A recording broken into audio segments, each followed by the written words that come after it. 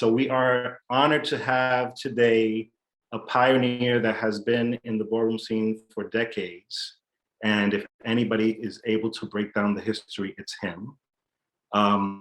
Just a little background on me. I'm a Milan. I became a Milan in 1993. I'm not a typical ballroom person that became a part of a house because they were walking balls. I became part of the house because I was videotaping balls. So my contribution to the ballroom community was that I was the man with the camera, videotaping balls from the beginning to the end, getting into the nooks and crannies, checking out the outfits from head to toe, and allowing everyone to be able to get into it now, 30 years later. So tonight we have the pioneer. I have to make sure I get all the titles right, because if not, he's gonna read me. Pioneer, diamond icon, lifetime achiever, promoter, historian, activist, three-time Hall of Famer, Kevin Ultra Omni.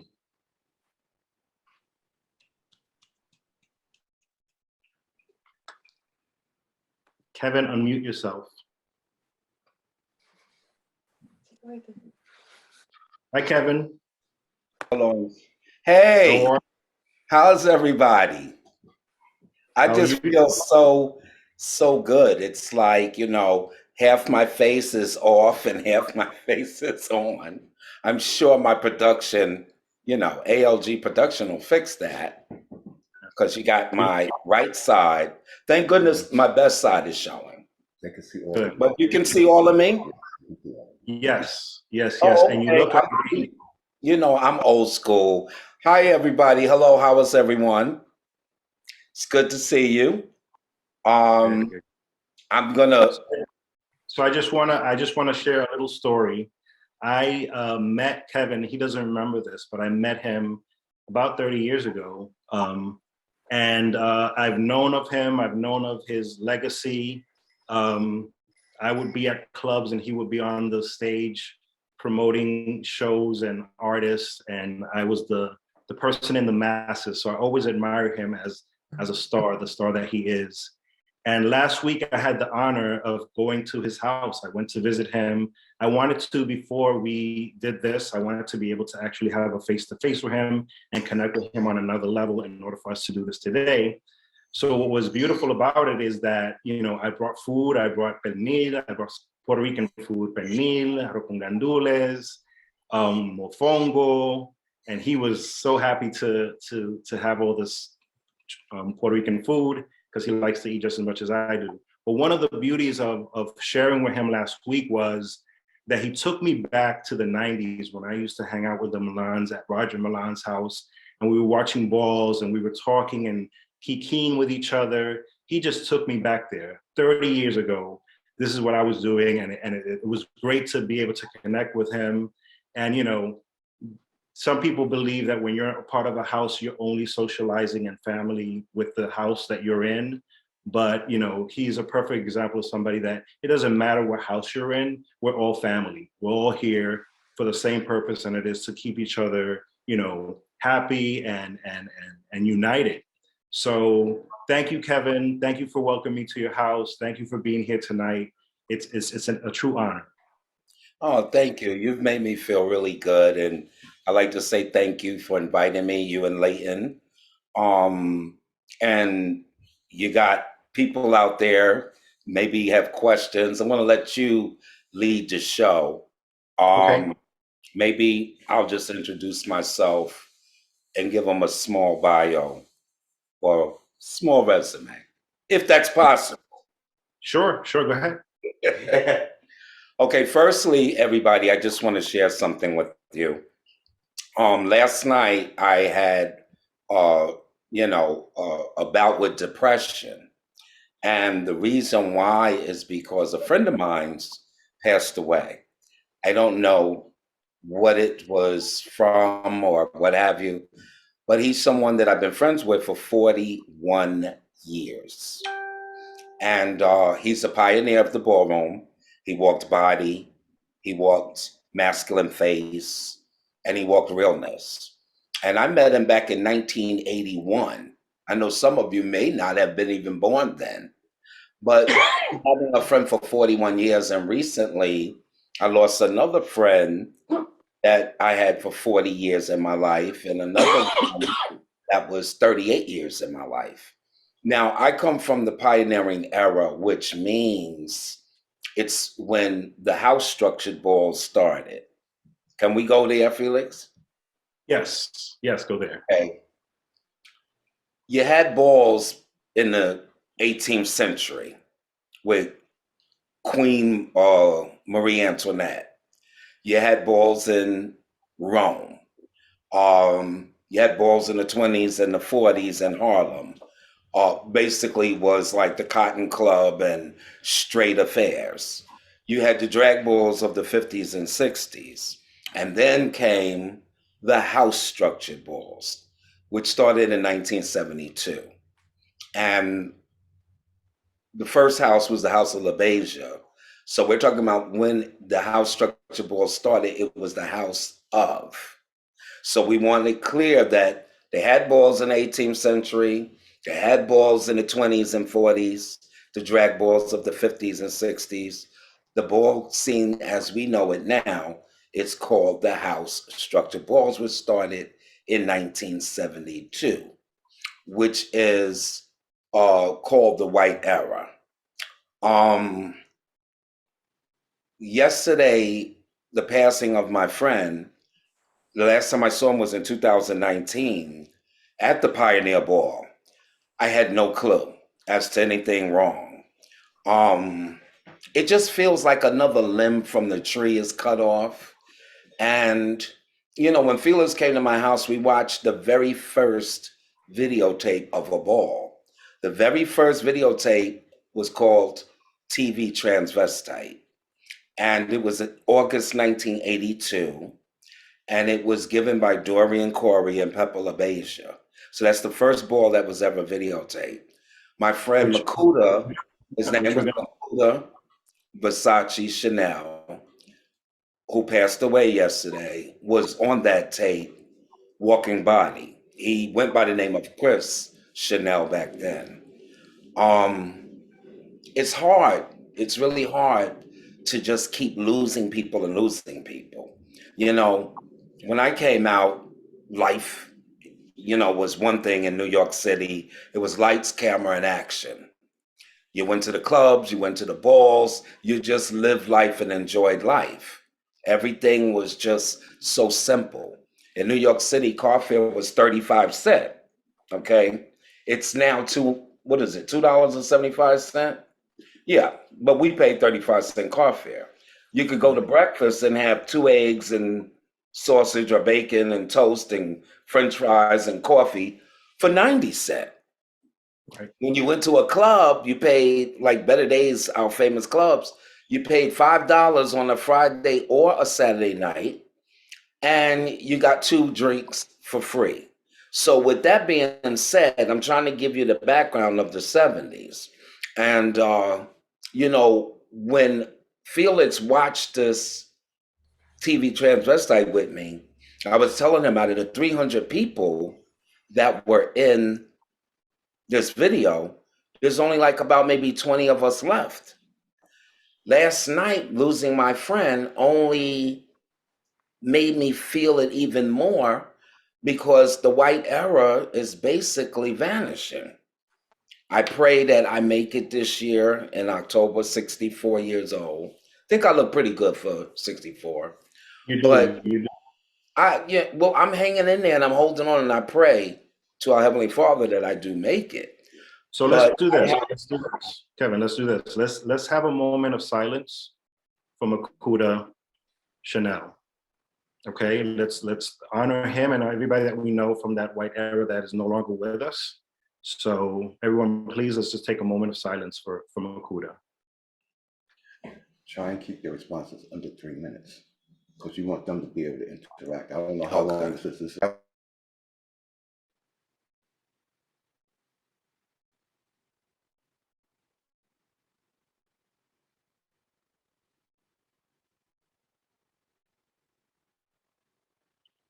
Okay, thank you, everyone.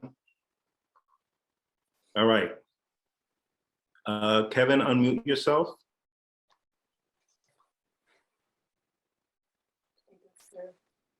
Okay. Kevin, are you back? Kevin? Can you hear me? Yes, now I can. Okay, so what Thank we're you. gonna do now, is, speaking of the TV transvestite clip, I'm gonna be showing you clips. And as we're looking at these clips, I would like you to tell us about your experience being there, you know, what you were going through at that time in your life, you know. So all of these clips you've been a part of, and these are clips throughout history. Not only clips, we're gonna show videos pictures as well. So I just want you to tell us and relate anything that these pictures remind you of, the people that are in there, the people that took the pictures, and you know, all that. Okay, so Okay. I'm gonna share the screen right now. Let's see.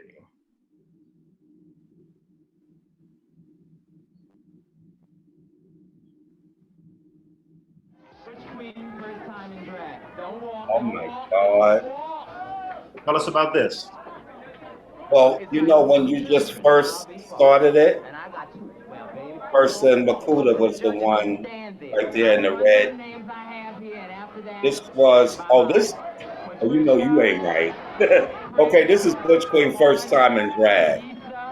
And there's about 16 people. They didn't get my female name, which was Queen Asia from Brooklyn. They called me Kevin. And I'm actually going to be coming up very soon. You have to look for me. I'm on the left side in an electric blue gown. And this is my first time being in drag. Here I come. You see the beautiful blue gown with the white fur? That's me. I'm going to come back one more time. You know, it was a very good night. It was a lot of fun. It was like when balls were balls. And that was my first time. I couldn't even walk in those heels. I had to practice. Coming out the dressing room was really, here I come. Here I go in that blue. Look at that babe. Look at that babe. First time in drag. I didn't need I didn't need much makeup. I did lipstick and prostitute eyeshadow. And I stuffed my bra with socks. So my tits were socks. And I won first place. That ball was everything. You know, this is the very first ball TV transvestite. It was Miss Pepper LaBeija and Doreen Corey. There were a lot of firsts in this ball. This was the second time they had participated first time in drag. It was in Harlem, and it was at 125th Street. I'm trying to think of the name. I always forget. It was a bingo hall. But, you know, balls back then could be held anywhere and everywhere, you know. But it was a lot of fun, you know. It's unfortunate that most of the people are no longer.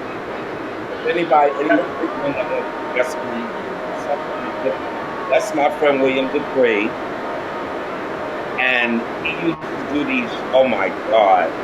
I haven't seen this part of it in a while, but William was the one who used to write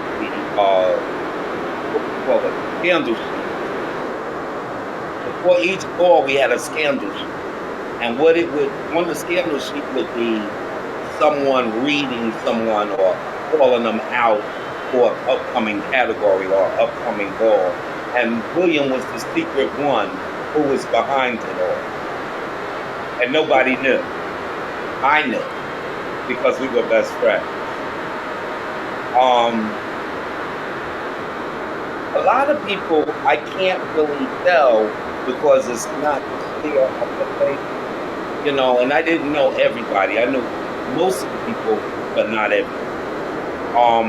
We had categories back then that are no longer in existence. This is my friend Michael Princess. I could tell that from the back. Yes. I believe that's Michael Princess.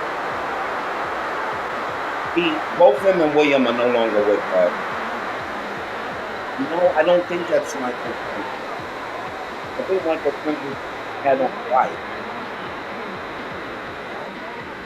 I can't even see his face. Yes, that's Michael Princess. Michael Princess was faced with performance.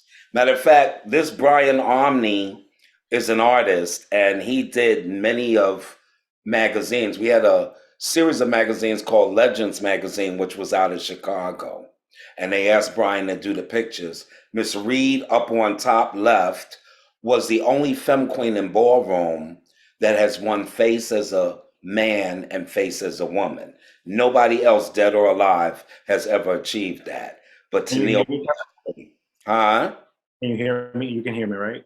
Yeah, So the one that you're talking about is Tennille. yes, that's Tennille on the top left. So Tennille Dupree was a face winner as a butch queen and then as a femme queen. And as a femme queen, the only one. The only one that we have in. It's been over 40 years. Now, Okay.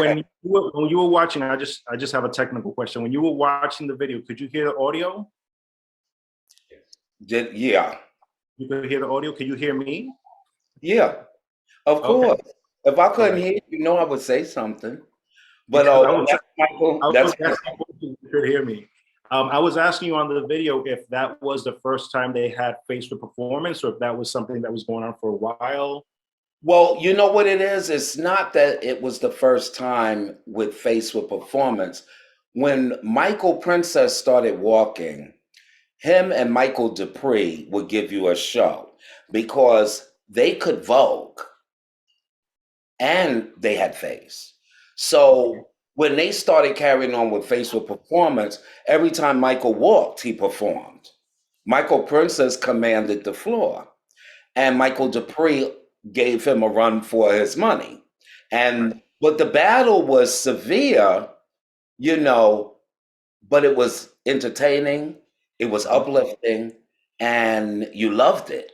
And you waited for face because you were going to get an interesting battle. It wasn't just going to be, come on down and what have you. You had to carry on. Everybody had a little insignia where, like Brian Omni would walk face, everybody be like back then we used to have the names written down on papers. When you walked the category, you had to sign the sign-up sheet. And when they would call Brian Omni and people would look for him, he would be coming from behind the judges, crawling backwards from underneath the judges' table onto the floor. When I would come and walk, I would pull a chair out, swing it around and sit for a minute and pose. As a matter of fact, I did that last year in 2021, and perform from the chair, from a sitting. Then I had my first face child, Derek Omni, who you'll meet in a little while, who would come out and he just was vibrant and so confident and so secure, do I really have to do this? And he So let did me it one. ask you this, And because huh? a lot of people ask me this. This is the early 80s, and we already see people doing face performance. Can you tell us, from your experience, when was voguing created? What year or what era was when we first started seeing voguing? Well, let me just say this. Voguing had been going on in the 70s. It all depends on how we want to categorize voguing. Like you have the old way, you have the new way, you have pop, dip, and spin, or Excalibur. But before all of that, in the drag balls, there was posing going on. Like we all looked at Paris Dupree as the leader and teacher and first person of Vogue because Paris used to go to better days on the back dance floor and pose in the mirror to the beat of the record, giving you poses, switching the hat, turning around, stooping down, and doing little dips and things of that nature, and giving performance across the floor. I would say Paris Dupree as early as when I first met Paris. Like that was like the end of 74, beginning of 75, before So Paris left House of Dupree in 1965. okay. And the rest of the categories, like Old Way, you had performance, the Old Way, you had Excalibur, you had pop, dip, and spin, you had different people, like the pioneers of these categories started developing behind Paris Dupree. Okay. You had people like Arms Omni. You had people like Stevie St. Laurent, Dennis St. Laurent, Rodney Ebony was a good example of old way because he used to jump from the balcony into a dip at the Elks Lodge. Wow. He was the Wow. first one to ever do that. People have copied him. A lot of things people don't understand in the pioneering era. Pioneers are a title. It's not a status. Either you are a pioneer or you're not. There's no deeming a pioneer. Pioneer is a thank you to everybody from the white era from 1972 to 1984 is when all the categories were created and we struggled and sacrificed and, got a chance to really, get the balls on on the go, How do you how do you feel, Kevin, when somebody is given the name pioneer and they're not part of that era? We ignore them because that's all you can do. The sad part about it is that pioneers is a thank you. Again, thank you to the white era. So why not let the white era have a thank you? You got people from the red era, the trailblazing era. New York City, 1972 to 84 is the pioneering era. But you got people that came in the balls in 1988, 89. Now they want to, say, oh, I'm a pioneer or whatever. No, you're not. And I'm not going to debate with it because, what they do is they try to attach themselves to names from the old school. Just because you know somebody's name, even if you sat down and had a biscuit with them, okay, you're still not a pioneer. Right. That doesn't make you pioneer. All we're trying to do is show love. And like with me going back, losing my friend yesterday, and I'm looking at how small the white era is. Just let us have our title, you know? Right, I get it. Tell me Did I about make this picture. Oh, that's like 1984. And that's just a few of my trophies. I was just posing in the living room.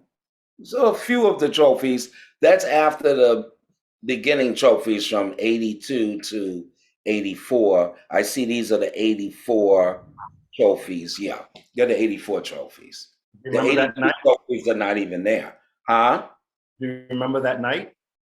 That trophy in the back, well, these are many nights. Well, I'm saying the night you took this picture. Yeah, I do.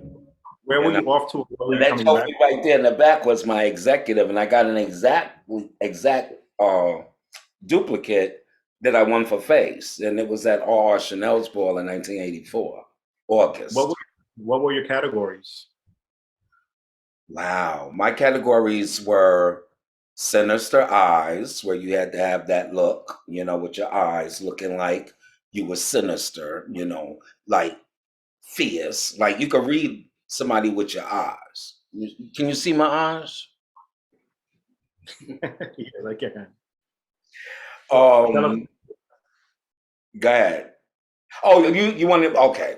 So, best dressed man, Butch Queen up in drag, first time in drag, leather versus suede, sportswear, high fashion evening wear, high fashion executive, traveling executive, legendary executive, realness, shopping down Fifth Avenue realness, and I'm forgetting, okay, face over 30, legendary face over 40, icon face over 50, and look, pioneer face.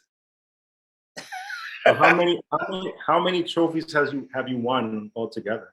Trophies and awards together.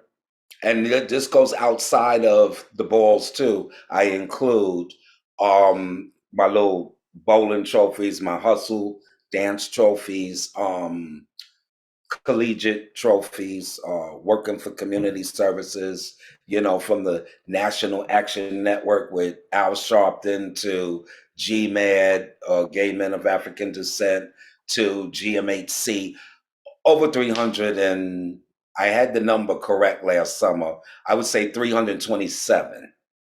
Wow. Yeah, there you go. Tell us about this picture. I'm in DC, Washington, DC, at a ball, the very first ball in Washington, DC. And this is before they called me to grace the runway to sit on the judges panel. This was 1986.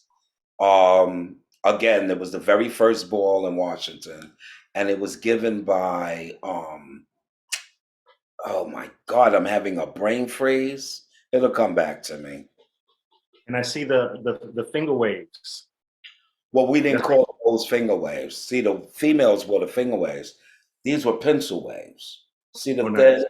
the finger waves were like Betty Boop, Okay. and they were, you know, they were much wider.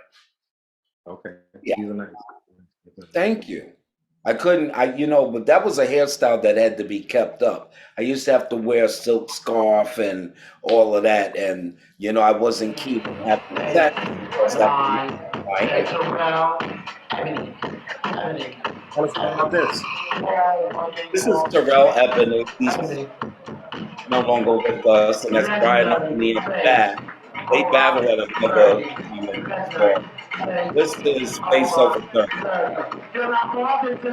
And I'm talking, I didn't even really do this before too far, but I was feeling it. So I got up there and did what I had to do. There you go. That's my little Facebook performance. You didn't get the part afterwards. Oh, yes, you did. Thank you. Look at those cheekbones. The thing I like about it is that that's not silicone. That's not in makeup. Some cheekbones. I got it. And that's my opponent. Anyway, look at that cheekbone. That's what you call snap. No surge, no stills, natural. And you want to know something? Because a lot of people, because of this was taken from the Love Ball. This was my trophies from 1988 to about 1990, 91 or 92. Tell us about the Love Ball. The Love Ball, oh my God, it was fantastic. The Love Ball was an AIDS fundraiser, and it was produced by the Design Industry Foundation for AIDS.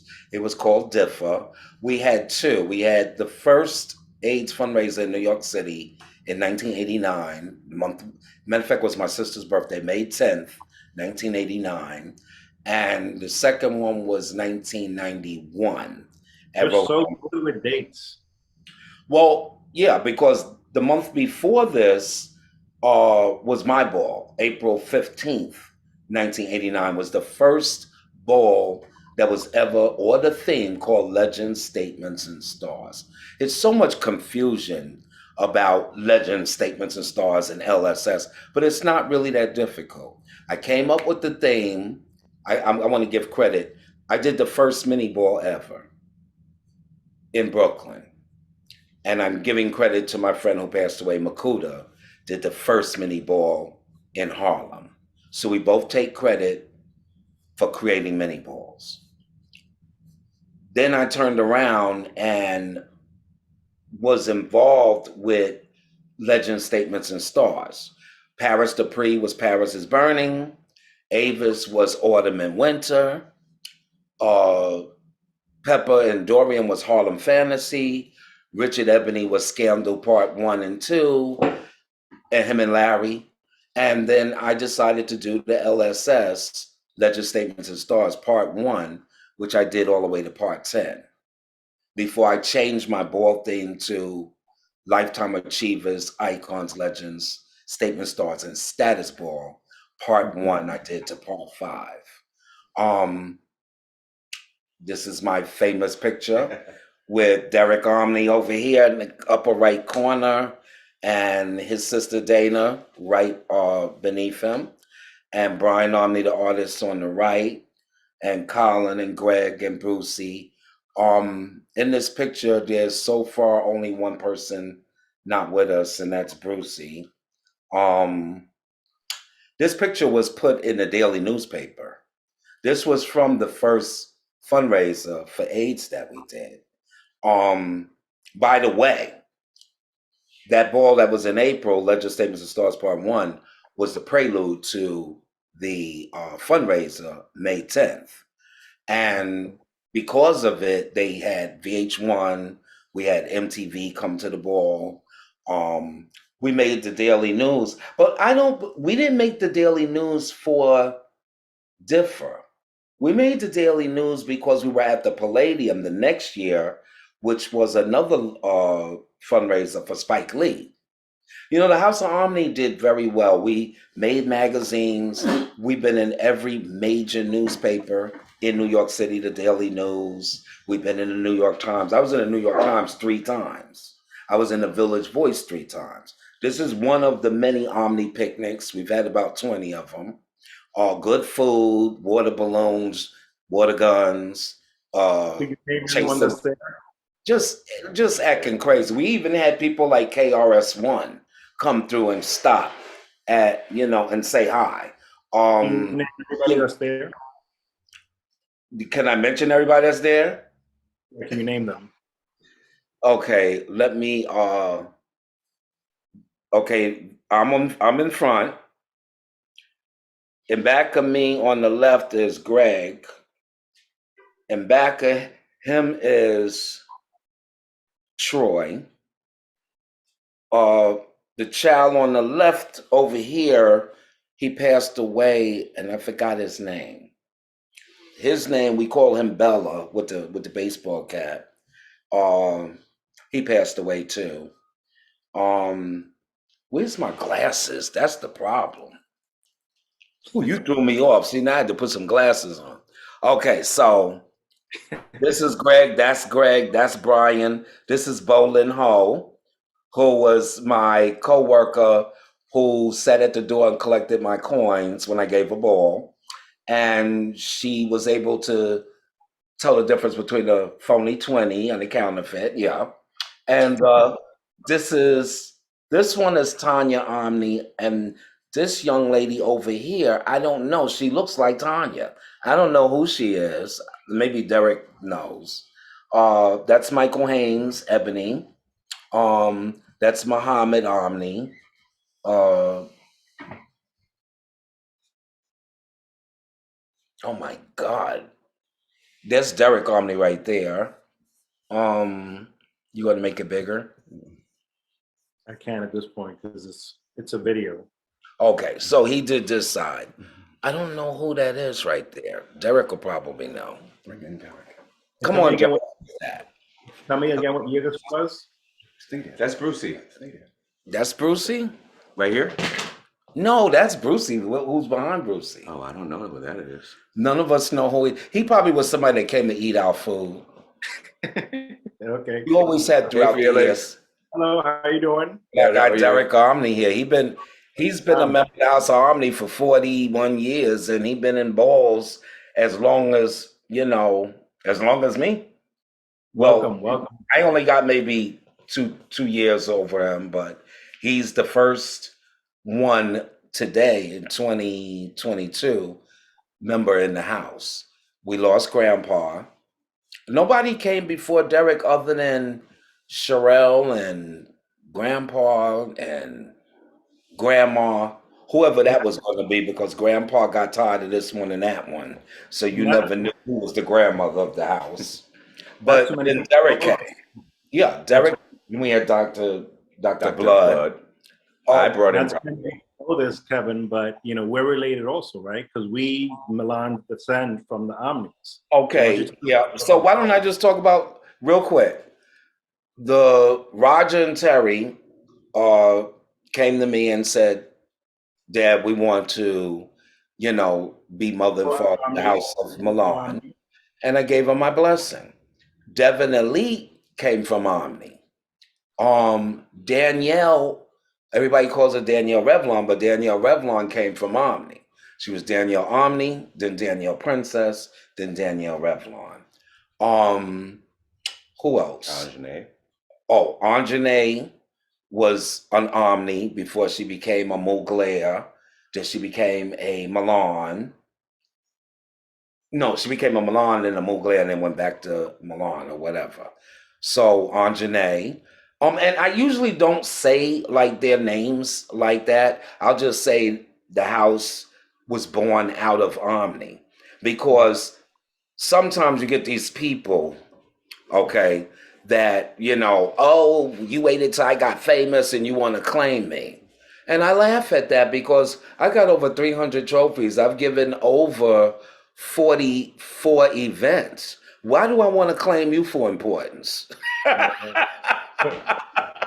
Like, I don't get it. Tell us about this picture. Tell us about this picture. That was 1985. And I had won Face and High Fashion Evening Wear at Jean Ebony Pendarvis's ball in Brooklyn. And I won another trophy. I walked 3 times that night. But one of the trophies I threw back, and I don't want to get into that. Because they gave me a first place to someone that they just was trying to, you know, whatever they were trying to do with that person. I let it go now. Tell us about the shoe. Well, there was a store on Broadway and 44th Street called Apollo. It was between 44th and 45th. And it was Chinese people.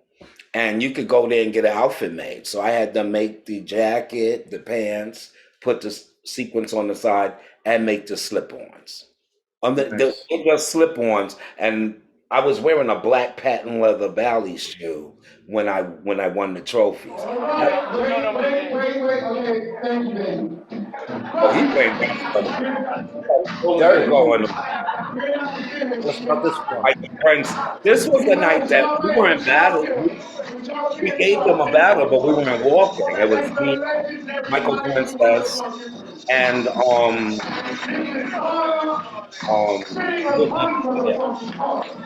who's my nephew. And this is how we used to carry. So we were giving an example of kids that were going to walk. And that's Stu and Ebony on the microphone.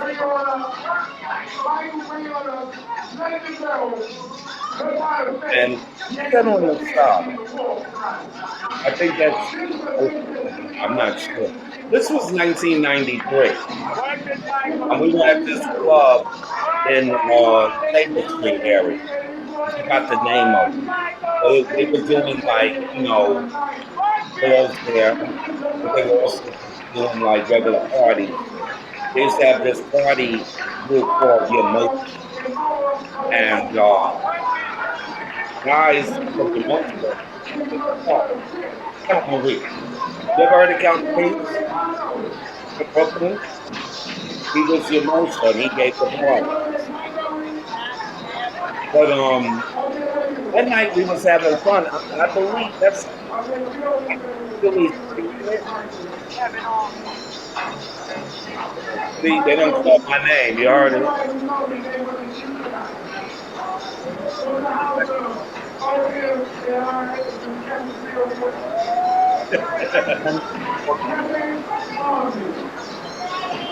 And again, privilege, and even afterwards to continue to ride on.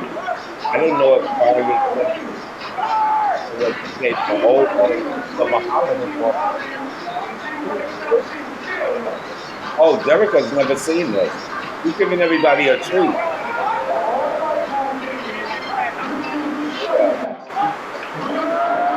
And see, Michael came and he did his thing. But you know, I really had to lay down in my royal blue suit. And I wasn't really too happy about it. Because see, he's wearing all black. and I had on blue, so I had to be a little bit careful because when I came to a ball, a move or musical, I was always done, you know. And you know, I was Wall Street child, so I bought so, and that's how I got mine. But laying on the floor on the ball wasn't a but we had fun that night. And then the little battle after that came for people came for Whitney, and Whitney paid it no mind and passed him by and brings it straight to me. Now, I'm not saying anything by that. I'm just giving you the story. So now there's Whitney.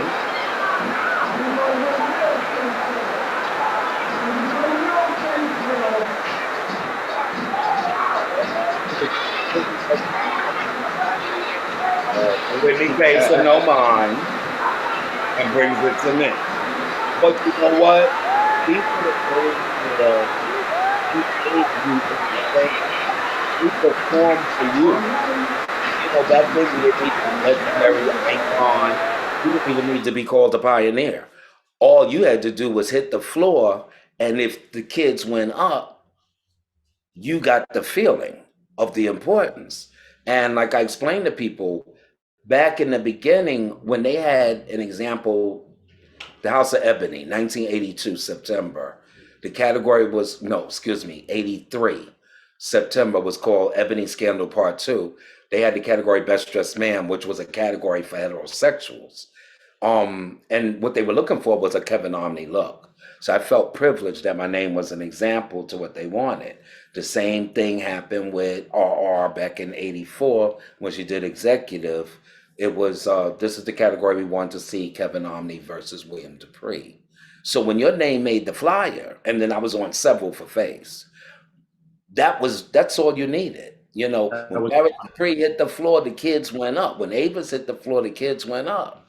You did not have to be an icon. you didn't have to worry about being deemed a status, whatever.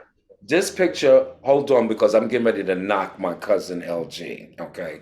He wants me to explain things, so please stop whining me. He's whining me. I don't like to be whined. All right, this picture is the Omnis. This was 2020, right? Uh-huh. And was it 2020 or 2019? 2019. Because we were all here and we celebrated Tanya's birthday. So we celebrated Tanya Omni's birthday. My son, Kai Milan, is taking the picture. Right. That's cover. That's Tanya Omni. That's Muhammad. That's Father Michael Omni. That's Dana Omni. That's Derek right there. We're always together. Us three. We're the beginning. You know. Family. Yeah, me. Well, I can't just say me, Derek, and Brian, and Michael too, and then Muhammad as well. Listen, you can't have a family without Muhammad, okay? You know, but I always tell this story. Muhammad may feel some kind of way. You know, Grandma LaRose put Muhammad in the house, right? So when I come downstairs and I'm getting ready to feed everybody, I'm like, well, who are you? And they said, well, LaRose brought him home, adopted. And so I tell them, you know, LaRose. So this is Derek, Muhammad, and me and Michael in California at the Omni 25th anniversary in Hollywood. And the New York Times traveled all the way from New York to Hollywood, California to put us in the New York Times and do a whole major story on our 25th, which we also had the whole story of our 20th anniversary in the Village Voice. So we've been pretty blessed, you know, and I guess it comes from hard work. Like a lot of people don't understand, you know, like they'll say, oh, well, so-and-so's a pioneer, so-and-so's a pioneer. But that's me and Muhammad, and that was last year, 2021, my birthday, October. And we were at this club in West Orange. You know, Muhammad is my old school, old way, and he's so intelligent. He has a website. Coming out of this. And this is at my son's ball. If anybody wants to go to next ball, will be May 7th this year, 2022, in Richmond, Virginia. Yeah, so I'm doing this at the age of 62. Couple LG is doing the videotape. ALG Productions. That's my agility. That muscle in the leg, okay? Let me tell you something. When you can dip at 62, and I still can dip in this group when I was 64, wow. But I want to know, man, you got me training in the clip. Again, high school is coming up next 62 years of age. And I still can dip. There you go. Category open to all sneaker versus sneaker. This is Okay. This was 2015 Icon Phase. And I'm proud to say I won. Because the envelope was very nice. That was some nice coin. That was a $500 category. You hear Miss Jackson, I got on my feet. And he is someone I miss very much, Michael Dupree. Throughout the years, me and Michael, we've had a lot of moments. I've had moments with all of them, Michael Dupree, Michael Princess, and it's hard because we're all gone, but this is the essence that I enjoy. These are climbing characters. January 2015.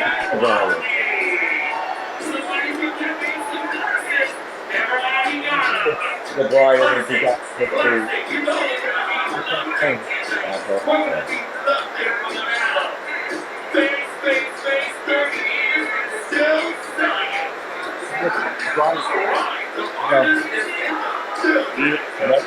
That's a good deal. I can't wait to see what the kids are going to ask me. We need to Q&A. 6, 5, 4, 3, 2, 1. Category closed. DJ from the music for a second and give me a battling beat. Ladies and gentlemen, please understand when you are battling, please make sure you battle a little bit in the middle. We have a very high. No, I missed the New York Awards board. When I say high, I mean high. High definition. And it's about to steal you. See what's being done with it. So Miss A, get your motherfucking mic. But there's two of them. Are you ready? We already know. Michael Dupree and Kevin Ultra is going to give us a battle. A battle that the young kids will remember for years from now. Let's do it. Wow. Sell it. Michael wasn't selling it like he used to do.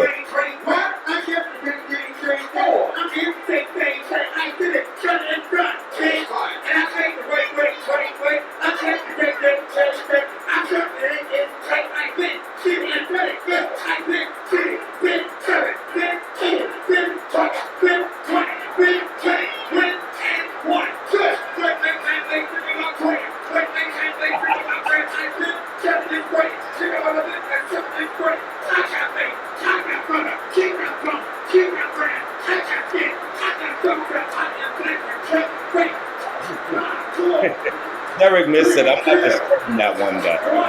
Me and Michael Dupree Gavin missed him. Oh, I love this. Omni, Dupree. 2 Omni. 3 Omni. 4 Omni. 5 Omni. 6 Omni. Omni Stage. Grand Prize. Ultra. And I split the money with him. Did you battle, Brian? No, we wouldn't. Oh, there's cousin LG. Look. Oh my goodness. Give a shout out to Cousin LG. Huh? Just give him a shout out. Yeah, he giving you a shout out, LG. Oh, cousin LG. So I know how important family is, not only in ballroom, but also Yeah. your true family, right? This So one right here. I This wanted one to go into family as well, so that way you could pay homage to your family, your real family. Tell us about this picture. That's my twin. That's my twin, LG. I want him to see it. That's my mama, and that's me. I spit an image of her. Like she spit me out. Yeah. Well, what can I tell you? She's no longer with me. I lost her to COVID. But she lived a good life. She lived into her 90s. And she was something else. She came to my balls. She went to like 3 of my balls. She came to the Omni barbecues, and she went out to Better Days Club with me. And she talked about men kissing men. And she didn't say it in a low voice because my mother was not a person that showed any tact. She was loud when she wanted to be, you know. But my mom's was everything. I miss her each and every day. Oh, there goes Felix. Oh, you got Derek. All right. This is what I'm talking about. Eric, Yes. Hey, Felix. there was another video that I wanted to show, but I wasn't able to put it in, which was the battle that you had with Hector Extravaganza. You want to talk about it a little bit? Now, you know that was the one. I know I missed putting it on this one, but tell us about that battle. Tell us about the controversy behind it.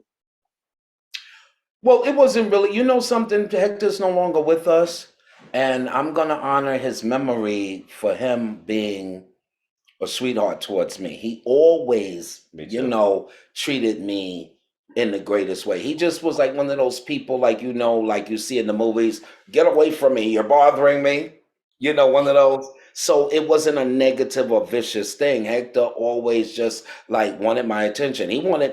He asked me about 3 times to give a ball with him. And, you know, I know that had I gave the ball with him, it would have been totally successful. But I just didn't have the time to give a ball with him because, you know, like I had Omni members who were with me forever, and I couldn't just go outside of Omni and give a ball with someone else.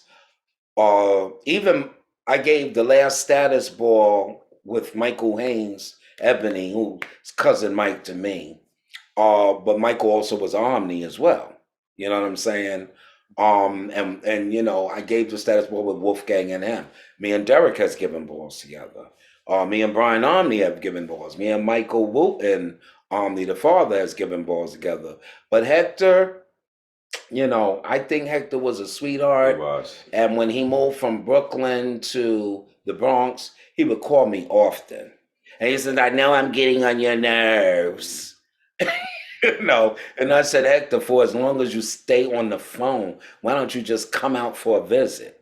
But that battle that we had at the Legends Ball, it was a problem because the category was legendary face, and Hector hadn't won, maybe won 1 or 2 trophies for face. And how are you going to walk legendary face?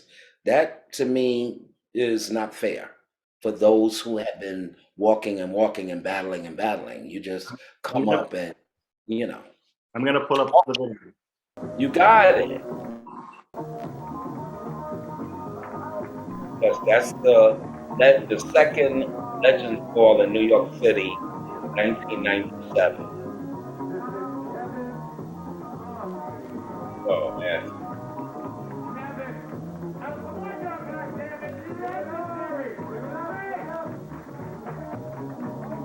How does it feel to see these videos after so many years? Yeah. Now here comes Hector, and I was reading Hector because the category was everlasting, eternal, face forever, and you're the king forever. And he came out with his Burger King now.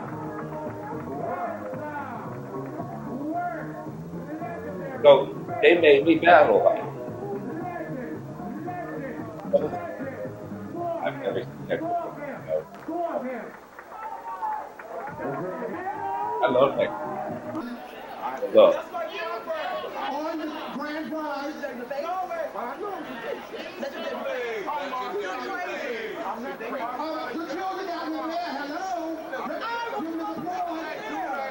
What were they saying there? I said she ain't been walking. I told what I said. You can't be walking legend from one to and then I grabbed the microphone and I start telling her when I feel sick.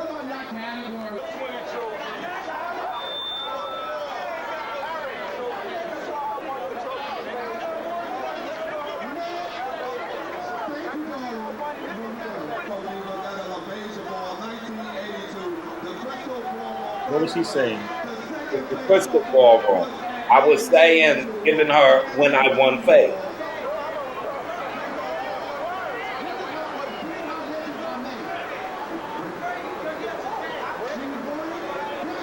What was he saying? That she's doing it, give it to her.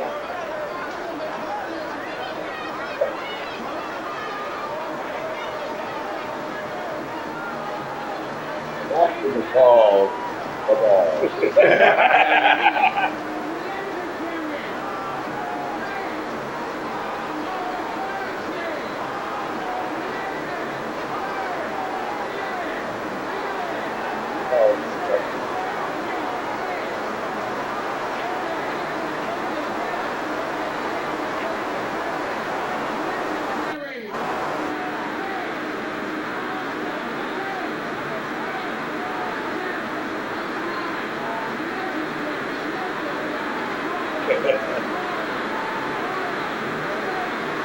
Attitude.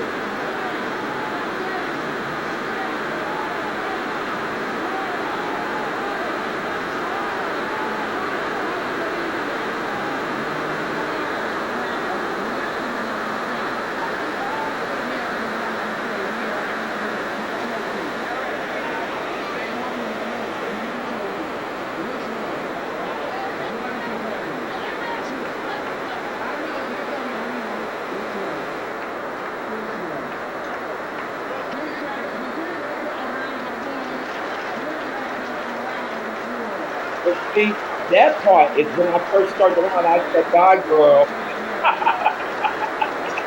So,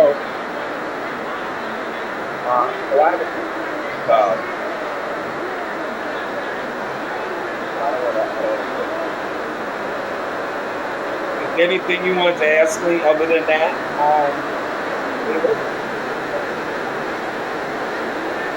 I can't hear you. You get mute on your head. You muted yourself. There you go. Oh. There was one thing that you said, hold on. When we were talking last week, that you wish you would have done to Hector while he was alive. What was that? Do you remember? I wish I would have gave him a little bit more time.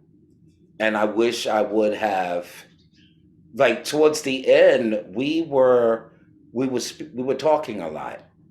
And when he passed away, it was like we were supposed to do some things together. But I don't remember exactly specifically if there was one particular thing that I thought of at that time. Because look, you get my age, you'll understand. You can say one thing one week and the next week, no, let me stop because the kids will be like, Kevin got dementia or something. No, I miss Hector, and I wish I could have spent more time with him. Me, him, and his brother, Juan La Perla, we were supposed to do things together, events and everything. And it didn't just have to do with balls because Juan, wanted to open up this little nightclub in Newark. And, me and Hector were willing to work and, make it a club and make it a place to go and happen. And then he passed away. You told me that you were hoping to give him an award. And give him an award. He definitely deserved an award. Yeah, he was a great guy. He busted his butt, and he went through a lot of opposition because I don't want to tell house gossip, because he's gone now. So that gossip doesn't really, it's not worth hearing. It's like, I just want people to know that when we went to balls in the beginning, yeah, it didn't matter what house you were in. When we went to the village, everybody was in the same house. Everybody was supportive of each other. We had to be. During the pioneering era, the reason why we had to be is because if I didn't like you and I didn't go to your ball wasn't going to be successful. We needed each other. The House of LaBeija needed Pendarvis, Dupree, Christian, Princess, Omni, Ebony, Chanel. Speaking of LaBeija. Lenny. Yeah, LaBeija. We all needed each other. Speaking of LaBeija, can you tell me, because you lived to meet a person, somebody who a lot of people, especially people that are on the Zoom today, would have wanted to have met her. You met Crystal LaBeija. Can you tell us about her? Well, I remember the first time that Crystal really got my attention. She walked S&M Bad Girl at Paris Dupree's ball. And she came out back then, I'm talking about 1980. For you to have patent leather, you had to be a rich bitch. You had to be a Diane Carroll and a Joan Collins from Dynasty. And Crystal had a black patent leather outfit, shorts. She had the whip. And I remember her coming down the runway, popping that whip. Are you there, Felix? Yeah, I'm here. Okay. Because you disappeared. And yeah, she came down the runway popping that whip.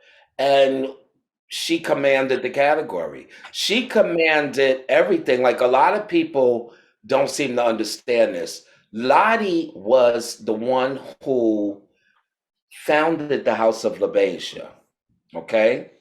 And she made Crystal the mother. Now, the thing that is confusing is some people don't know how to add. They don't know how to calculate. I don't know if they have a GED diploma, nor do I care. It's not my responsibility to educate, other than tell the story. When Miss Crystal walked the pageant in The Queen, everybody keeps getting this confused. When they see that movie, The Queen, and her talking about she wasn't looking lovely tonight, that was a pageant. When you look at the credits, it says Crystal from Manhattan. It does not say Crystal LaBeija. The word LaBeija meant beauty. So if they called her, if there was any calling of LaBeija, they were just calling her beautiful. But the actual house did not start until 1972, when Lottie made Crystal the mother. And Lottie, wait a minute, technically, if you go to Harlem Fantasy, the first ball ever videotape, you'll hear Pepper say, "What am I in the house?" And then she don't even call Crystal the mother. She calls Crystal something else. I don't know if that's the Empress or the princess of the house, but Crystal still wasn't even carrying around the title of mother, because Lottie was, I'm gathering, mother. Right. When I first met Crystal in person was when she judged the first House of Ebony ball. It was 1982. It was called Ebony Scandal Part 1, September 1982. I walked that ball and won grand prize for realness, Butch Queen realness. And that's an honor within itself to win at an Ebony ball, which is a realness house of today and was yesterday. And when Crystal gave me, Crystal was a judge. It was at the Cat Video Gallery, which was across from Mount Morris Park on 5th Avenue and 124th. And that's where the first Hall of Mini Ball was too, what McCootie gave. Tell me the houses that existed at that time. In 1982, what houses were You had the House of Plenty. Oh, yeah. You had the House of Boutique.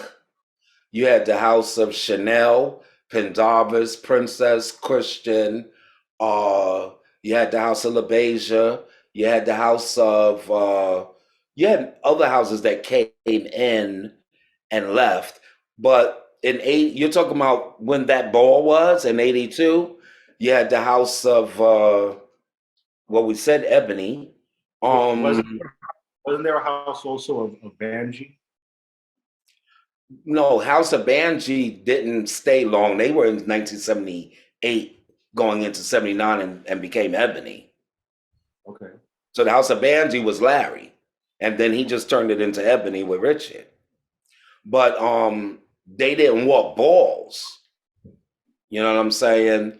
But they were known. It's the same thing like the House of Extravaganza really didn't come into effect until Carmen started walking. And Carmen, she would tell everybody her first ball was my ball in 1983. Oh, but I want to clear something up because I like to take this opportunity for whoever may see this in the future. There are so many problems in ballroom because of confusion, social climbers, people that state things and they don't even have their facts straight. And all they have to do is ask. All they have to do is ask. They could ask me, they could ask David, they could ask Junior, they could ask Terry Chanel, they could ask all these people, but instead they'll put out the wrong information. Okay? Getting back to Crystal. So, and I'm going to go back there too, because I like doing that. Make you wait a minute. Crystal gave me a 10 for realness. So I won grand prize realness at the house of Ebony's first ball. And after I walked and won my trophy in cash, someone went and told her, you know, he just won Butch Queen and Drags. She was too through. She said, if I would have known that, he wouldn't have got. And I just looked at her. You know what I'm saying? And so we didn't have a bad thing. She just like I can't help it. You know, I gave you real. I gave you what you wanted. Bring it. Right. I bought it. All right. Yes, I was just up in a dress. Okay. At a LaBeija ball. How about that? So the funny part is, I did this just like Tennille Reed Dupree was the only femme queen who won Faces of Butch Queen and Faces of Femme Queen. I did it like this. I walked Butch Queen first time in drag, telling you I'm a woman, winning. Then I walked realness and told you I was not gay, I was a real, and won. And then walked best dressed man, which was a heterosexual category, and told you I was a straight man. So I went from a woman to being real to a straight man. Nobody has never done that, and nobody never will, because they don't have those categories anymore. But getting back to And you still go to balls. You still go to balls, right? who? You. When? I'm saying now you still go to balls. So from the balls that you go to now, right? What categories do you miss that we had back in those days that you don't have anymore? They don't have a lot of the categories. They don't have leather versus suede. They don't have high fashion evening wear because they kind of like took best dressed man, best dressed woman, which were two separate categories, and two opportunities for people, you know, the guys to go and compete and the females. Now they made it one, best dress. And then they made categories like high fashion evening wear a part of best dress. Then you don't have, you got American runway, and a lot of them don't do European runway, or has it changed the European bazaar? See, we had punk rock versus new wave. We had bazaar versus space age illusion, which the House of Omni was famous for. That was my grand prize for the first 2 years, the first two balls I gave in 83 and 84. Here I go back to remembering something. Let me make this clear. Someone just said recently, I don't even know, it might have been you, that the House of Fields said that they were the first ones to bring the balls downtown. Nope. When I have to repeat these things, sometimes it gives me a little acid reflux, a little acid indigestion. The House of Fields came into the balls as early, let's give them 1986. That's too early. That's very early. That's too early. I think they came in '88. Absolutely. But I let's had my cellar coat let's back just then. throw them in '86. Let's just throw it. Okay. I gave the first downtown Midtown ball in 1983. It was at a club called Studio. The address was 225 East 86th Street between 2nd and 3rd Avenue. It's never been October done. the 8th on my birthday, It's never been done before. 1983. That's right. It's even in the first AIDS fundraiser storyline. Kevin bought the balls down. Not only did I pioneer bringing the ball change from Harlem to Midtown, I pioneered the time change. Balls were at 5 a.m. I'm the first one to have doors open up at 10 p.m. Okay? Just like mini balls. Nobody put mini ball together until Kevin Omni did it in Brooklyn and Makuta did it in Harlem. Simultaneously at the same time. Okay. Another thing, so I pioneered that. I pioneered bringing a different audience into the ballrooms because people from Barbizon modeling and Ford models and stuff like that, nobody was going to no balls at 5 o'clock in the morning but us nuts. You know, we riding from Brooklyn to Harlem on the West Side Highway, watching the sun come up, going to a ball. Or if you had energy and you really wasn't going to walk, but you wanted to go to the ball, you left the club at 5 a.m. and went to the balls from Better Days on 50th and 8th Avenue. You just took a cab up to Harlem. What prided me, like a lot of people, I feel good about telling the history that I know. You know what I'm saying? But we have all these people, social climbers. We got people that say they're historians. I'm not going to say you're not a historian if you want to be one, even though you didn't come to the balls until 1986. And you're telling my story. And you're telling the story that I lived. There's nothing wrong with that. But just get the story right. Right. That's all anybody asks. We don't want misrepresentation of the community, and we don't want false information. You know, I have to correct people. Some people said, I won't mention names. Oh, the awards balls started in 1986 in New Jersey. No, they didn't. They started in 85 in New York. I had to make that correction. House of Chanel or Harold. What else is the next thing? Right? We're glad that you're still here. I'm saying we're glad that you're still here to be able to clarify a lot of misinformation. Oh, I got some more for you, baby. See this color I'm wearing? Right. White era. And just about a month ago, they're starting to talk about the era before the white era is now called the gold era. And what era is that?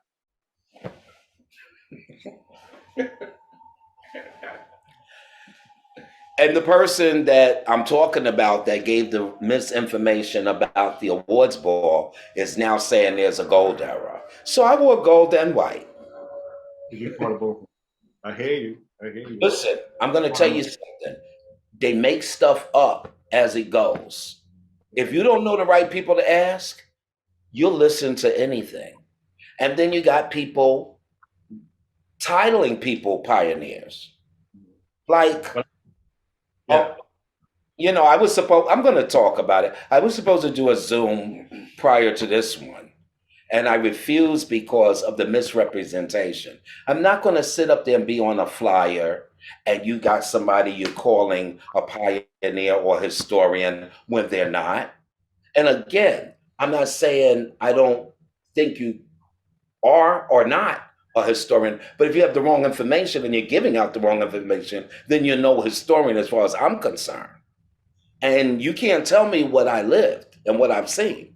You know what? I could, get, and so now all of a sudden you're talking about the gold era. Like, this just came up a month ago. So now you want to confuse people even more. Well, you know what's coming after that, right? The platinum era, which never happened.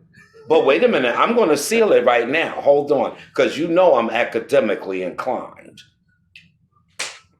Even if there is a golden era, the white era started in 1972 for the house structured balls. So you're saying the gold era is before the white era, but that would mean that the gold era belongs to only drags. Because that's all it was before the white era, was drag balls, not the house structure ball that we're in. So let's go. A, you know, you go A, B, C, then D. Well, the white era, 1972 to 1984. So if your gold era comes before 1972, those are drag balls. And thank you for giving them the love. But it's not the house structure balls. So stop confusing the kids. The kids that just come out last week, they see this stuff, they don't know whether to go up, down, or around. You know, like it's almost like being on a virtual crystal meth high. That's what I'm going to call it. And then you got people, I'm just going to say this. This is my favorite thing. Now, whether people figure it out that this is what I'm talking about, then you got people that complain because I laugh at some of their craziness. Like you want to act like you knew this person and that person, and you're putting stories up that you're plagiarizing. You know, like Marcel Christian wrote a lot of stories, and it's funny, like I see things. Oh, well, you know what? I'm not a phony. Swerve Magazine. That's all I'm going to say. A lot of stuff, like the articles talking about Avis or whoever, was a lot that Marcel put out. I wrote a lot of stories. It's funny how you see these people that say they went to balls in 1986, but they really didn't start coming to balls until 2013 and 14. But now all of a sudden, they were in balls, and I told them you must have been in a dark corner somewhere where the light bulb wasn't screwed in. Now, I titled this person, since I can't open up the magazines and didn't have some kind of, you know, lawsuits against me. All you have to do is remember your history, whether it be Hispanic, Puerto Rican, Black heritage, a clue, Black heritage. Or you could just remember the organ grinder, the little monkey with the hat that's about this big, and just remember that social climber's a beautiful person, even though he's a little monkey with the hat, organ grinder. He's the one that holds the cup around. I've named him Coco the Wonder Monkey. Okay. Coco. On that note, I want to take advantage also of the people that are on this Zoom. If they have any questions to ask Kevin, Leighton, do you have any questions for Leighton? I want to open it up to people who have questions. Oh, not Leighton. Leighton gonna get me?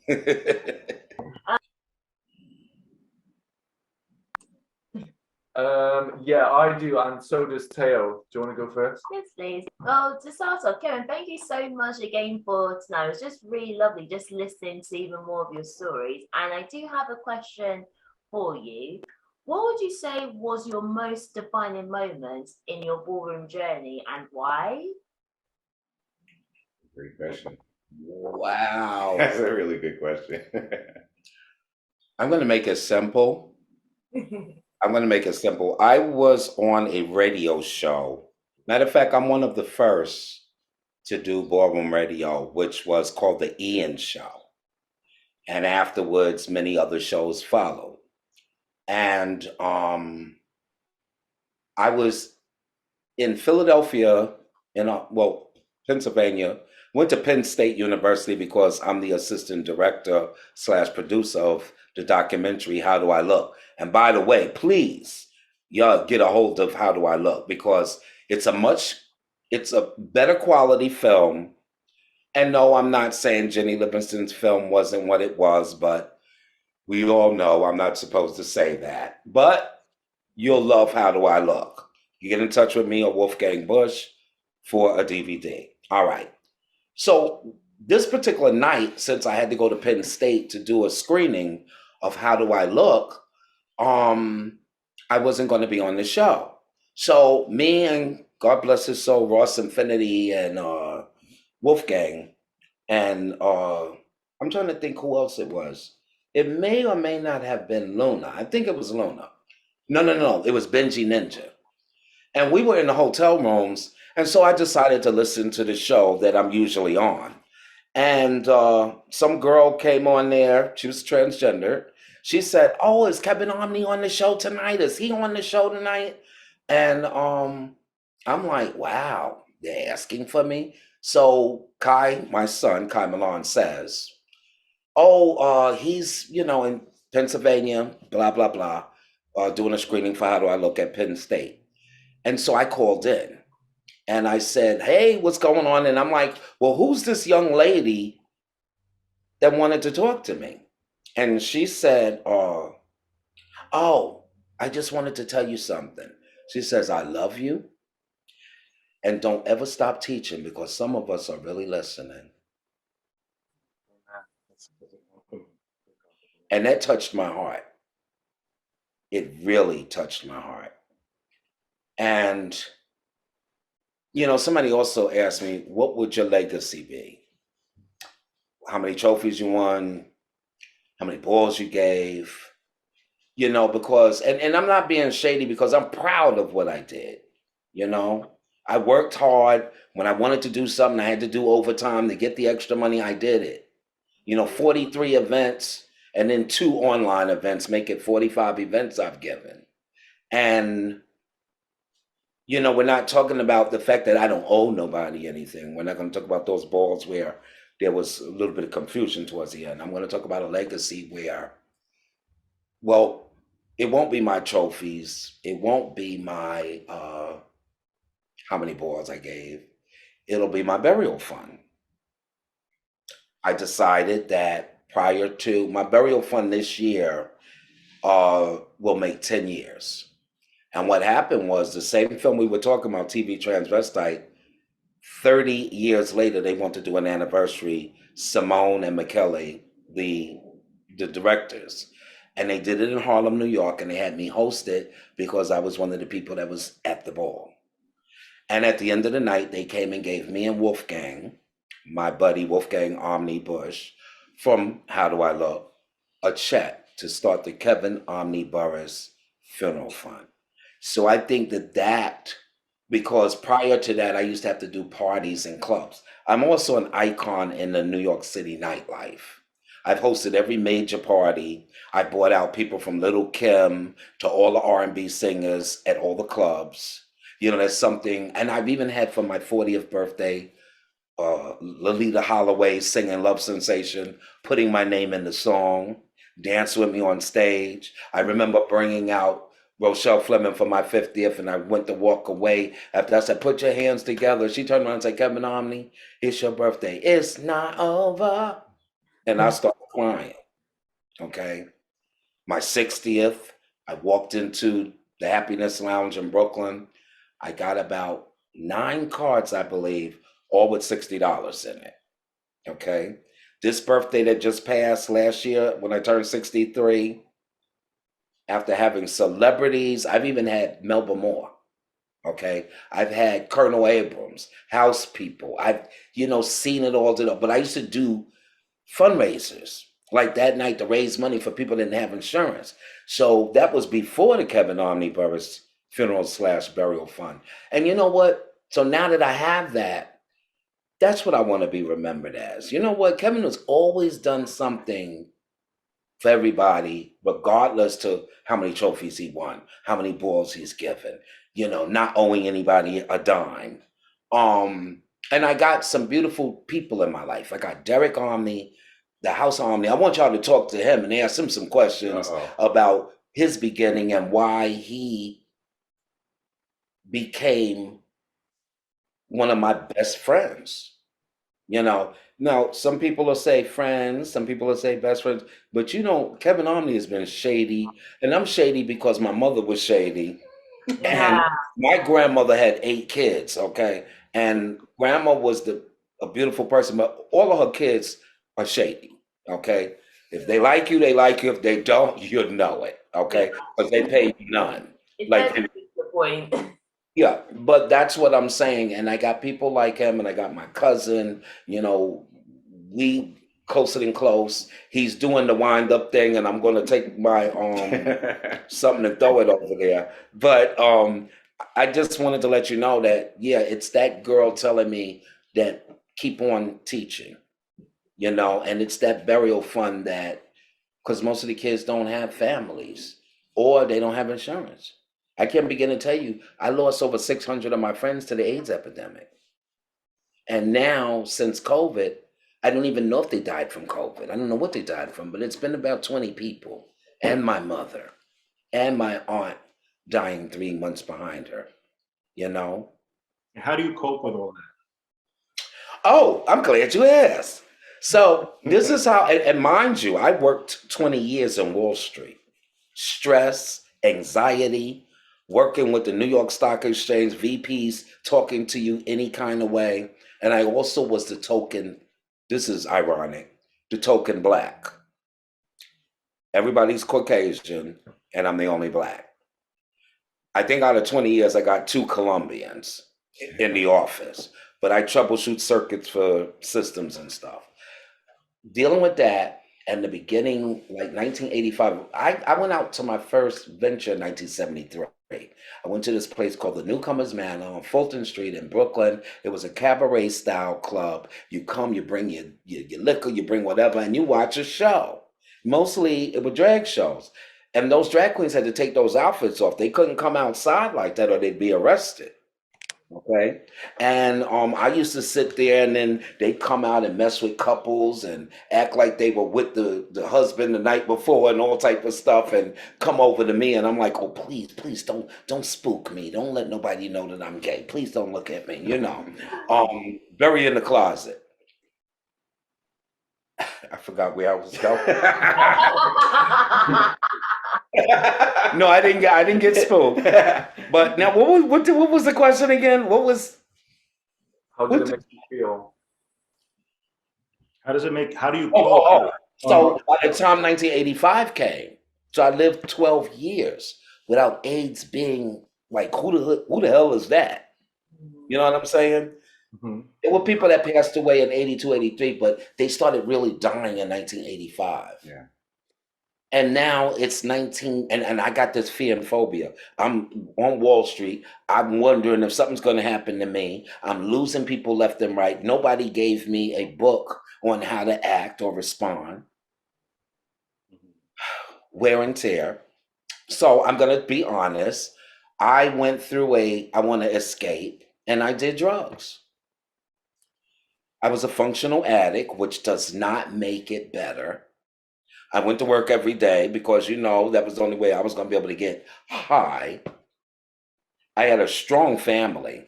All of them are in law firms, legal. And so when I had to tell a lie, I had to really tell a lie because I was prosecuted. I had the district attorney living with me. My younger sister be like, well, if you said so-and-so, and I'd be like, why don't she leave me alone? Then here come my older sister. But I think... And I'm like, ain't nobody asked you what you think, you know. But I went through, thank God I had the love. And then my mother go, you just went there, okay, I did it, all right, I did it. You know, Derek had to put up with some of my nonsense. But a lot of stress, but he stood by my side. And it was times that, you know, I felt like I hurt him.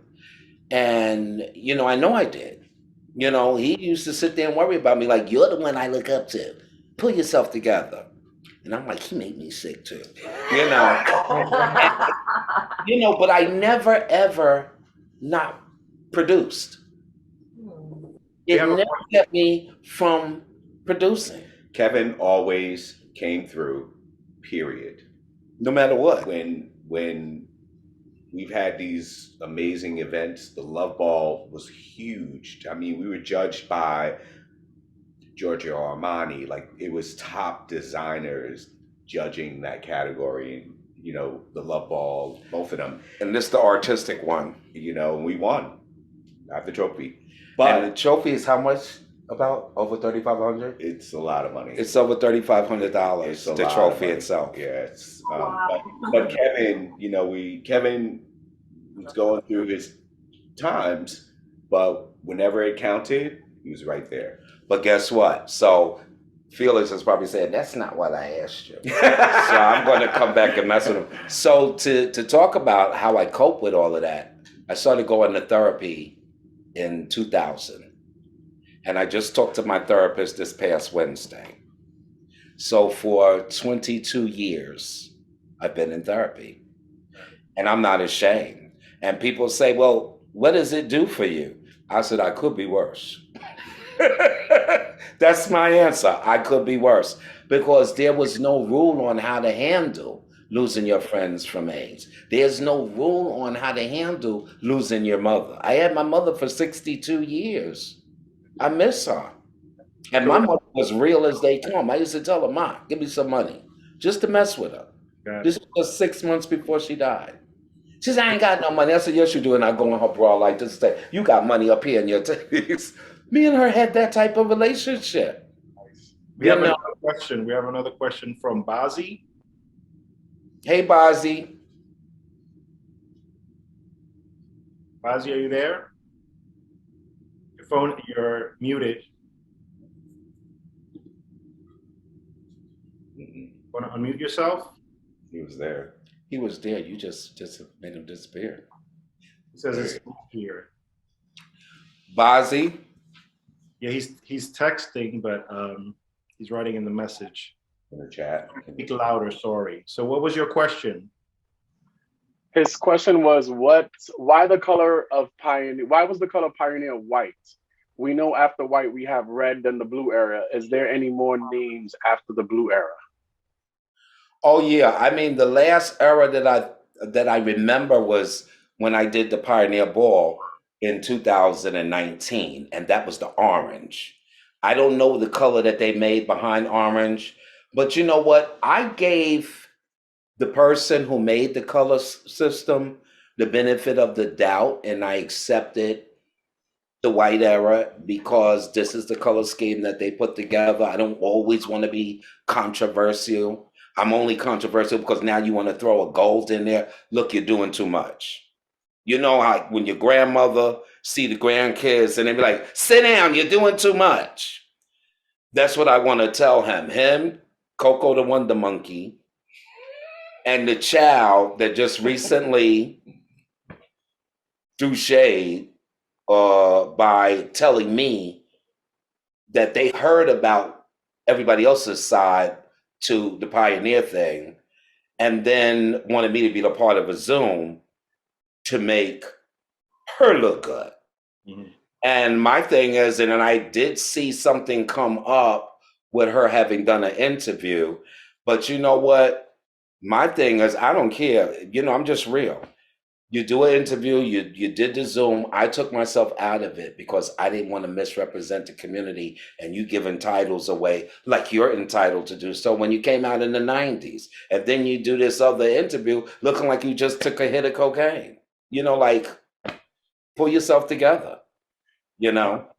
And so, not mentioning names, but everybody knows what I'm talking about. Good. We know who you are. Yeah. Why would anybody? This is the problem with ballroom.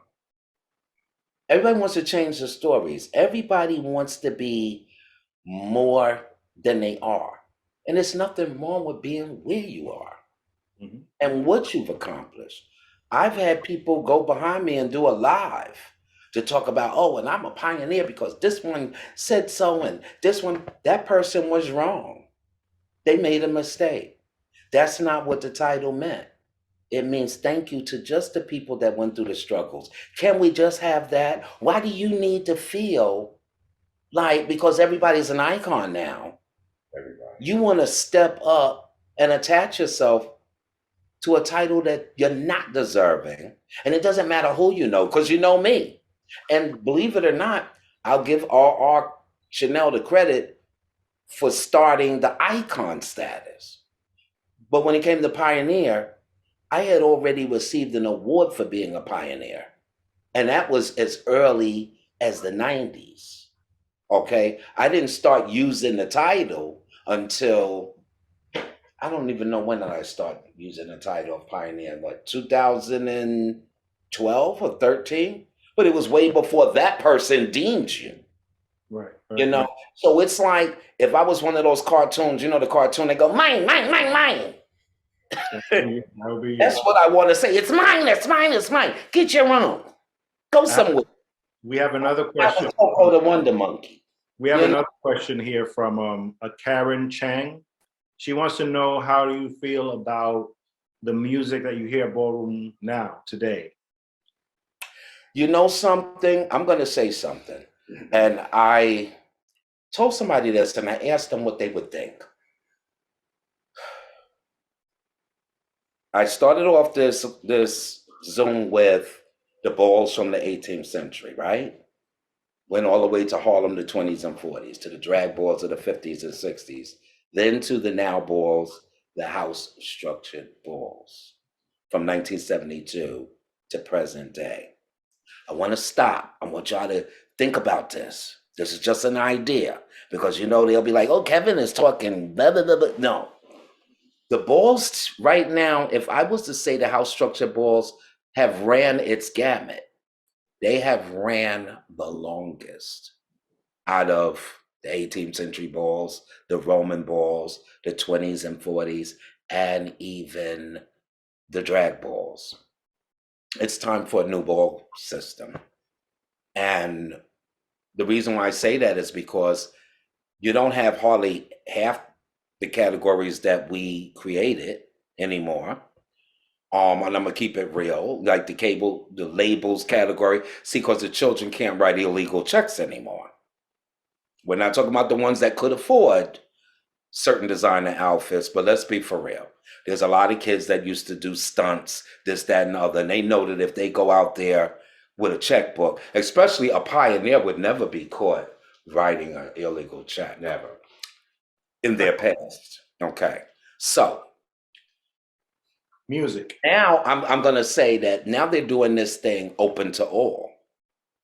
I think the house structure ball 1972 should now become, this is it for 2022.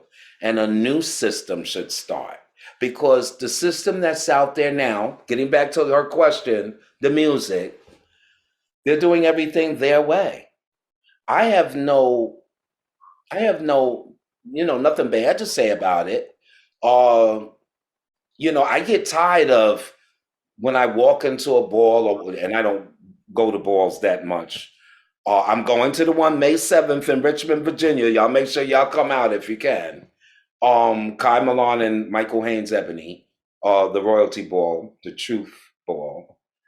But I get tired of every time, like if I'm looking at a video or I'm looking at a live, like I just want to you make me just want to just go lay down somewhere and go to sleep. Not because you're tired, but because you exert so much energy that I get tired watching it. How about DJs and producers? Do you have a favorite like house music DJ or a producer that you? Oh, let me see. House music. I'm going to give it to a member of my house, Frankie Paradise. Frankie! Frankie Paradise Omni. And I'm going to go and also talk about another member of my house, Andre Collins. Okay? Oh, Andre. So Andre and Frankie, and then I had, God bless the dead, T. Omni Scott from Better Days and Empire Roller Skate Ring and Zanzibars. So I had a lot of celebrity DJs. Ooh. And I still have them. Frankie and Andre still doing their thing. Or they come and judge our balls like Red Alert. Oh, he's talking about, how dare I not mention the #1 national hip hop DJ who's been to the White House, DJ Red Alert, who actually has judged my balls. Lisa Morris from Warner Brothers back a couple of years back. Victor Sosa who was TV Guide magazine. Victor's doing a lot now. He just released a book, a cooking book, and he knows that my invite hasn't been extended yet, but he's listening. I'll get my invite after this Zoom. Does anybody else have any questions? Derek, did you want to say anything? Did you have any words that you wanted to share with? I'm kind of speechless. Oh, you know something? I'm just going to say this. Okay, I was getting ready to say that it should be a new ball system now, because a lot of the history from how the house structure ball started, it really doesn't mean that much to the new people of today. That's why when you asked me the question about the music, I could say, you know, the music of today is okay. There's certain beats, like I like when they play certain records, like For Realness or something like that. You know, they give the effect and the feeling. But the old school music used to make us want to just take your clothes off and cartwheel across the floor and throw your leg around somebody's face or whatever. You know what I'm saying? You had that pump and get on in there and get that energy going. I hope that answers her question. But again, like I said, maybe it's time for a new system because a lot of people are doing this open to all. They should start calling like the house structure balls. Now we're in the open to all balls because everything is now open to all. You know, it's not nothing wrong with that, but you know, make up your own ball system, make up your own idealism and your ideologies and go from there because, you know, half of them, you know, like, and I get tired of correcting these social climates. I get tired of correcting them. You know, and people like, okay, when I did the ballroom timeline, which showed you what year, the month the houses started, whatever, people say, you didn't put my house up. I'm not responsible for you. I don't have to tell your story. You know what I mean? Right. Tell your own story. What you do is you send me the information, I'll add it on, I'll edit it. But don't sit up here telling me what I forgot because you weren't important to me. You only lasted 3 months anyway. So I see here that Seven the Prince has a question. Okay. What are some of the best effects that you've seen at a ball? There's one category that I miss that question gets answered. The category that was a grand prize category 90% of the time when it was had was ethnic effect. Bring it from a foreign country. Then you have people like Miss Pepper on a barge with guys with no shirts on, with the muscles carrying her like she was Cleopatra. Now they did that at her last ball, or before she died in 2001. That was her last ball. I was the MC for the old school categories, and Selvin was for the new school.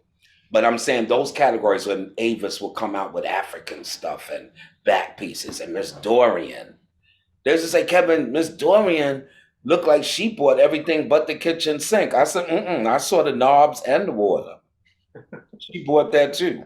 So when I tell you that the effort and the energy, it was like, that was the categories. That was like, you waited all night long for grand prize. You could have went to sleep for 6 categories back when we like 81, 82, 83, 84, 85. You had like 14 categories for the drag queens and 18 categories for the guys. You could go to sleep between at least 10 of them and then wake up for grand prize, and you can't wait to see who's walking. When Miss Avis hit the floor or Dorian hit the floor, we had one named Miss Consuela. She came from California, and I swear I don't know how she got her, you know, the dresser with the lit mirror. I don't know how she got that on the plane. Mm-hmm. But she'd be in the back of the ballroom, in the Mark Ballroom, with a lit dresser. I said she must have unscrewed every bulb and put it in her suitcase and got it on over here on the East Coast.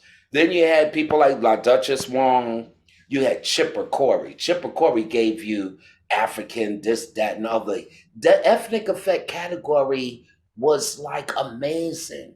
And then when I gave the very first major ball for Omni in '83, I had Space Age Illusion. I wanted to see a year from outfit from the year 2001. And God bless the dead, Jean Ebony Pendarvis walked grand and won in an authentic Gucci spacesuit. I don't know how he got it. All I know is he won.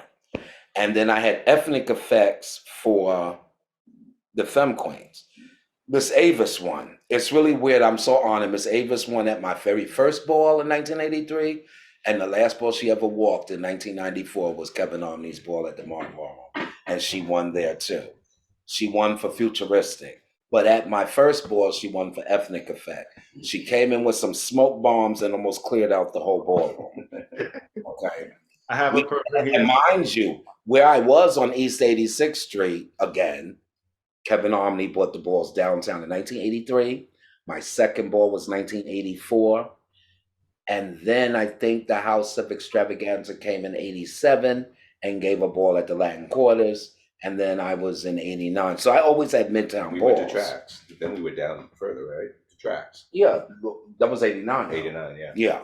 But the first two downtown balls was thanks to Omni. Connie wants to know why were the balls happening at 5 a.m.? I used to have my own theory. I used to think, I'm sorry. See, now you have beautiful transgender women. Back then there was no word called transgender. It was drag queen. Some people call them dragoons. And maybe the dragoons did not want to be caught,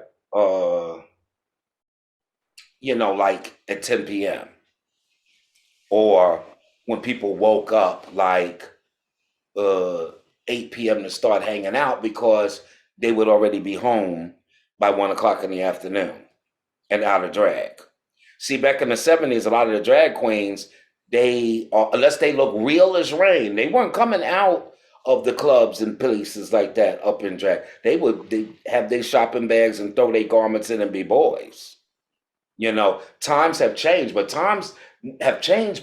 at the same time, just yesterday, I read that this femme queen, transgender woman, was beat to death in Chicago, and her body was thrown in a trash can. And they said this was the 7th one this year. They said last year, 57 transgender women were murdered in the United States. Gerald, and my thing is, do people understand that they still don't accept gay people? Look at all these laws they're changing. What's her name? Betsy DeVos from Trump, when she took away the protection for gay students, for trans students, and the bully thing. She took the law away that protected them. So all that tells me is you got a war going on in Europe, or it could get worse, okay? And you got people killing people here left and right. You got people telling you, take your mask off, put your mask on. Don't wear them here, wear them there. True. And you got people like Coco the Wonder Monkey confusing people in the ballroom. So if people have questions about ballroom, where can they reach you? What's the best site They to reach? can send me Facebook inbox. Okay, and what's your name on Facebook? Oh, my name is Kevin Omni Burris, Burrus.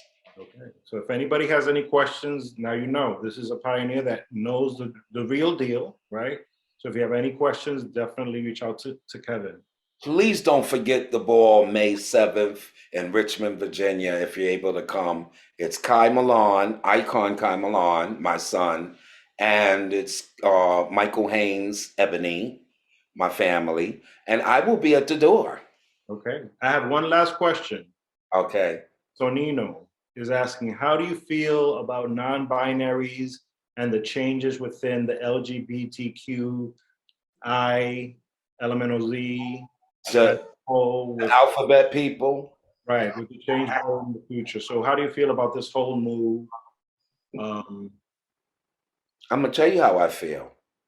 When I first came out, I was like, I already knew who I was when I was 10 years old in church, looking at the wrong things instead of the right things, according to who looks at it and whose eyes, see what I saw.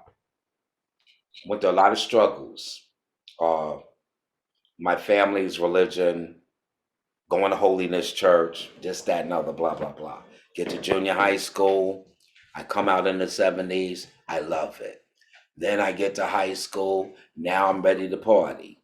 Go get a job, make good money, do things, blah, blah, blah. The bottom line is, what was the question again? How do you feel about non-binaries and? Okay, so now, after AIDS, where we're at now with this war and the pandemic and still losing people and everything is crazy and you have to be so careful. I think that it's good that these people express themselves, but I think it's created more problems and more chaos and more confusion. Look how many people are getting murdered. I've never, okay, it's one thing to die from AIDS, but it's another thing when the count starts being almost equal because people are being murdered. And why they're being murdered is because of, like they used to say, Kevin, was it better for the balls to be underground? I thought so. We had more respect.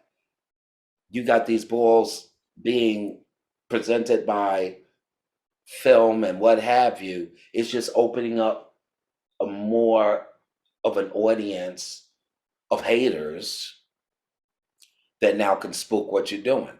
My biggest fear about a ball, I don't even want to say, because somebody might act on it. Ain't that fierce? In order to protect us, I won't even say it. Got it. When I hear about things like that, Candyland in Florida and different things, and I'm saying, they want to fight for rights and this, that, and the other. But look at okay, let's all come out of our closets. No, let's all go back in for a minute. Every time you get on Instagram or you get on Facebook, all you see is dick, titties, and ass. And it's always gay. Well, not always. We know that straight people do their little thing with the girls and guys, but 90% of anything that's sexual is always the gay kids. Why would you think that straight people who are straight and their kids, that they don't want them to see this, would go for that? And then you want to come out and say, well, this is our right to express ourselves, and I'm a LGBTQIAXOYZ. Like, really? All they look at us, they don't look at us for the doctors, the lawyers, the publishers, the musicians. They look at us, two guys cunning on Instagram or grabbing the ass, and the other one sitting there with his ass out because he done exercised his butt muscles. That's all you present yourself, and that's all we're worth. So how do I personally feel about the letters?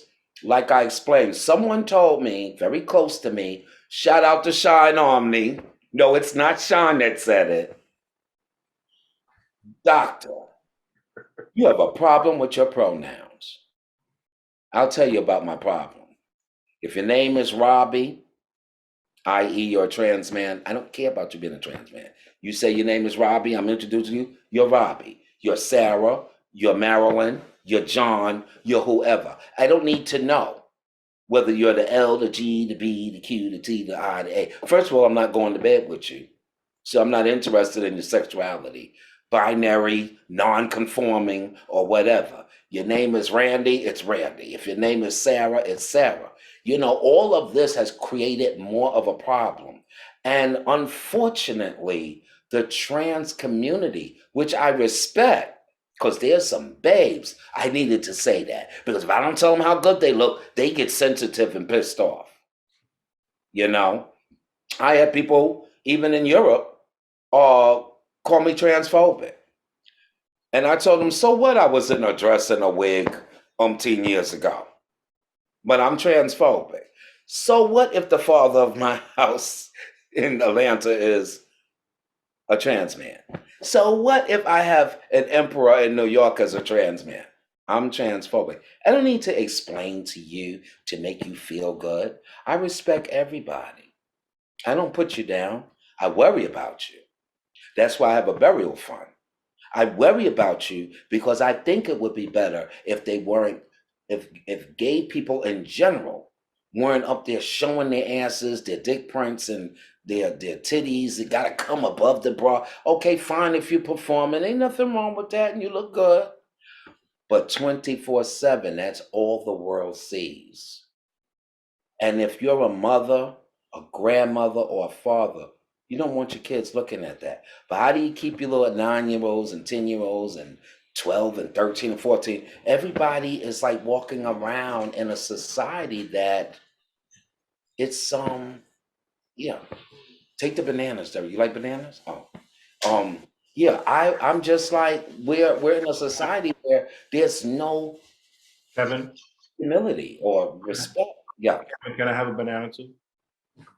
you know what? See, I just finished talking about sexuality in the gay community, Forget about that and banana. he asked me for a banana. Come and get it. Derek said, "Come and get Dinner's it." ready. Derek said, "Dinner's ready." Derek, take both of those bananas. Take We the wanna bananas wrap it up. and take the rest of the fruit home. We want to wrap it up, Kevin. I think Leighton wants to say something. Like, Please. Go ahead, Leighton. Yeah. Firstly, thank you so much. You're like so amazing. You're so fab. And my last question is, what would be your advice to, like, for instance, we're a new community. So what advice could you give us to try and be like an authentic scene and to like, because it's really important for me to do things correctly and connecting with like yourself and even Felix and stuff. It's really like opened our eyes and stuff. So yeah. Leighton, I'll tell you in a nutshell, document everything. Document everything and don't be willing to sell unless it's like, keep your intellectual property. Keep it as long as you can. And for someone interested in your intellectual property, let it go to the highest bidder that's going to help you. Not that you're going to sell your people out, that's going to help you do more and do better. And you should benefit from it. Because if you're laying your groundwork the correct way, you deserve that. I don't look at any of these people. Firstly, let me give you a real quick one. Somebody said, well, Kevin, they should have had you imposed. They should have. First of all, they couldn't afford me. That's number one. Number two, I live my life. I'm not bitter. I'm not angry. I can laugh and fall out. And I can say things like, Coco the Wonder Monkey, or this is an old one. There's someone, that is a social climber that I say look like the Leatherface Texas Chainsaw Massacre. And that's about as evil as I'm gonna get. Other than that, I love everybody. I want people to be happy.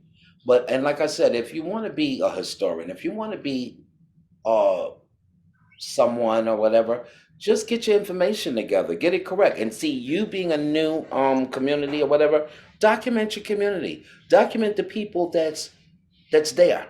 Document what people are doing. Make sure that there's some kind of written place they can go and learn their history and what have you, and et cetera, and just be proud of what it is that you do.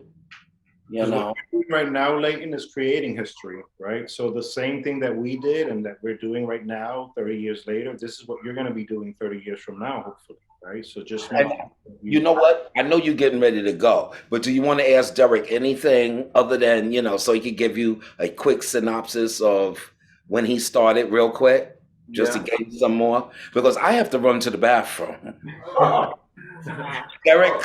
Derek, come on over. Thank you, Kevin. I love you guys. Thank you, Kevin. It's an honor. Thank you.